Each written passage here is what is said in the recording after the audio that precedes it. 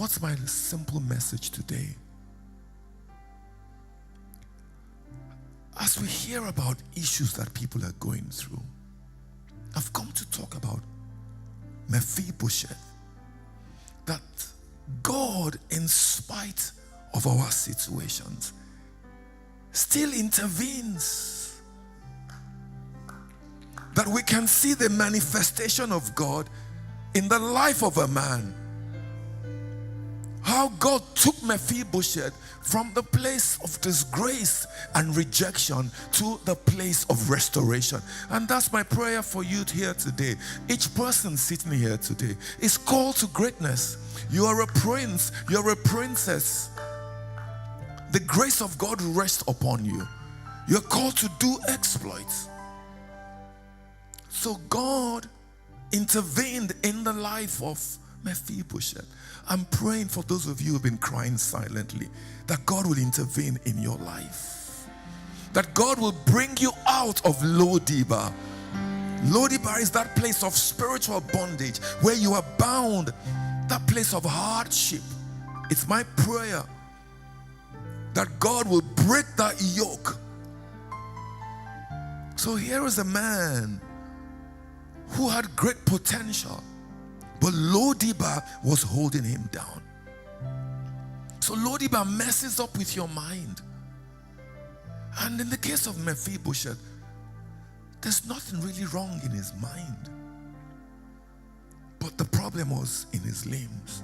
So his mind would say, walk, but his limbs were unable to walk. Mephibosheth was intelligent, but his mind would give the command. But there would be, as we say, a disconnection between the command and the function. And that happens to many people in church. And that's why many stop going to church. Because week after week they hear the same message. Be a son, be a king, move into your destiny. But they leave, they are unable to function because they are locked up in Lo-debar.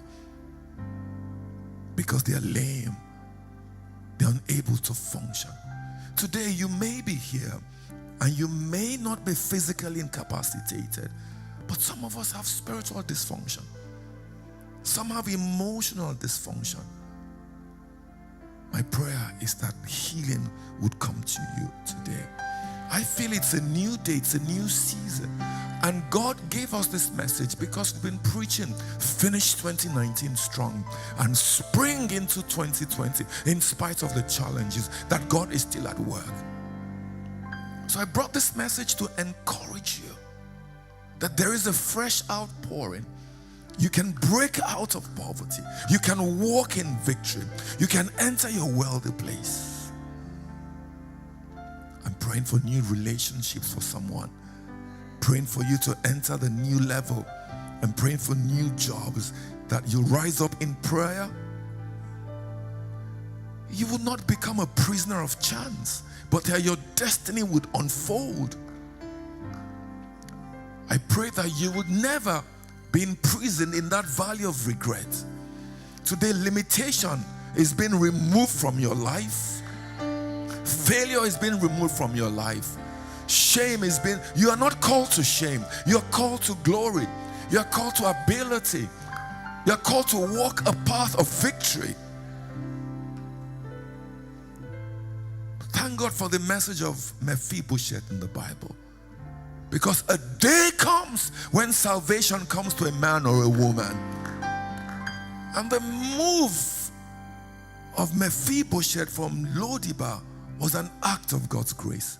Today, I believe that heaven is asking, is there anyone I can show kindness and mercy to for the sake of my son Jesus Christ?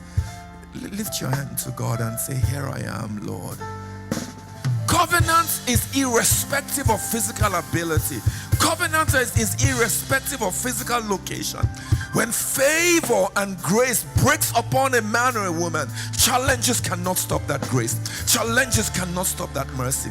Even the enemy cannot stop it. Lift your hand and thank the Lord that you, people of God, we have a covenant in Christ.